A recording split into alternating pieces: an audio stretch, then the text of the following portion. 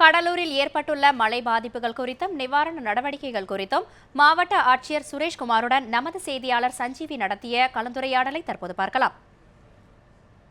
வெள்ளத்தால் பாதிக்கப்பட்ட கடலூரில் மீட்பு மற்றும் நிவாரணப் பணிகள் துரிதமாக நடந்து வருகிறது. இதை பற்றி நம்முடைய இருக்கும் கடலூரின் மாவட்ட ஆட்சியர் சுரேஷ்குமாரன் கேட்கலாம். சார் வணக்கம். சார், இப்போ அனைவருக்கும் சரியா உணவு அளிக்கப்பட்டு வருகிறதா சார்? எத்தனை பேருக்கு உணவு அளிக்கப்பட்டு வருது? வெள்ளத்தினால் பாதிக்கப்பட்ட மக்கள் அனைவருக்கும் பாதுகாப்பான இடங்களில் தங்க வைக்கப்பட்டு உணவு அளிக்கப்பட்டு வருகிறது. ஏறத்தாழ 70 இடங்களில் அந்த ரிலீஃப் சென்டர் முகாம்கள் அமைக்கப்பட்டுள்ளது. மாஸ் கிச்சன் எனப்படக்கூடிய ஒரே இடத்தில் சமைத்து மற்றவர்கள் கொடுக்கக்கூடிய இடங்கள் 8 இடங்களில் உணவு சமைத்து வழங்கப்படுகிறது. ஏறத்தாழ 72,000 மக்களுக்கு உணவு வழங்கப்பட்டுள்ளது. குறிப்பாக குழந்தைகளுக்கு பால், பிரெட் போன்றவைகளும் அவர்களுக்கு அந்த முகாம்களில் வழங்கப்பட்டு வருகிறது. பல கிராமங்கள் கிராம நிர்வாக அதிகாரியை பார்க்க முடியாத நிலைமையில் மக்கள் இருக்கிறதா கூறுறாங்க. அதே போல இந்த ஃபுட் டிஸ்ட்ரிபியூஷன்ல பிரச்சனை இருக்கதா மக்கள் ஒரு குற்றச்சாட்டு வைக்கிறாங்க சார். இதுல ஏதாவது பிரச்சனை இருக்குங்களா?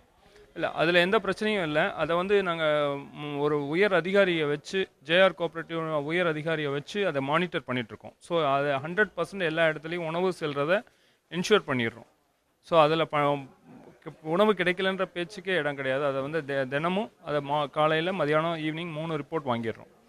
அது மட்டும் இல்லாமல் ஒருவேளை அந்த இடத்துக்கு போக முடியலன்னா கூட நான் சொன்ன அந்த மாஸ் கிச்சன்ற இடத்துல இருந்து வண்டியில் வாகனத்து மூலமாக அந்த உணவுப் பொட்டலங்கள்லாம் கொடுத்துரும். சார், இப்போ மின்சாரத்தை பொறுத்தவரையும் இரவும் பகலுமா பணி நடந்து வருது. மின்சாரம் எப்போ கிடைக்கும் சார் அனைத்து கிராமங்களையும்? இப்போ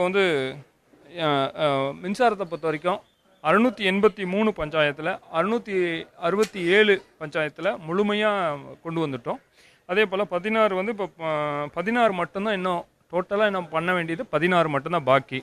ஆனால் ஏற்கனவே மின்சாரம் பாதிக்கப்பட்ட இடத்துலையும் சேர்த்து 220 ஜெனரேட்டர் தயார் நிலையில் வச்சுருக்கோம். 220 ஜெனரேட்டர் ஏதாவது எமர்ஜென்சி வேணும்னா ஸ்டாண்ட் பையாக ஜெனரேட்டர் வச்சுருக்கோம். அதனால் எந்த இடத்துலையும் கடலூர் மாவட்டம் முழுமைக்கும் குடிநீர் பிரச்சனையே வராத அளவுக்கு தயார் நிலையில் இருக்கும்.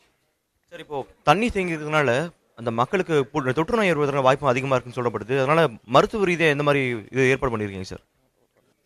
அதாவது அனைத்து இடங்களிலும் மருத்துவ முகாம்கள்லாம் செயல்பட்டு வருகிறது. பார்த்தீங்கன்னா ஏறத்தாழ 240 கேம்ப்பு முகாம்கள், மருத்துவ முகாம்கள் நடைபெற்று வருகிறது. இது வரைக்கும் 23,659 பேருக்கு ட்ரீட்மெண்ட் கொடுத்துருக்கோம். அதே மாதிரி இப்போ அதுக்காக சிறப்பு குழுக்கள்லாம் அமைக்கப்பட்டிருக்கு. அதில் 200 டாக்டர்கள் பணியமர்த்தப்பட்டிருக்காங்க. மாவட்ட ஆட்சியர் கூறியதை கேட்டோம். இன்னும் ஓரிரு நாட்களில் கடலூரில் பொறுத்தவரை மின்சாரம் முழுமையாக வந்துவிடும். அதே போல சாலைகளும் தற்காலிகமாக சாலை அமைத்துவிடும் என்று கூறினார். ஒளிப்பதிவாளர் சுந்தருடன் சஞ்சீவி, நியூஸ் ஆன் தமிழ், கடலூர்.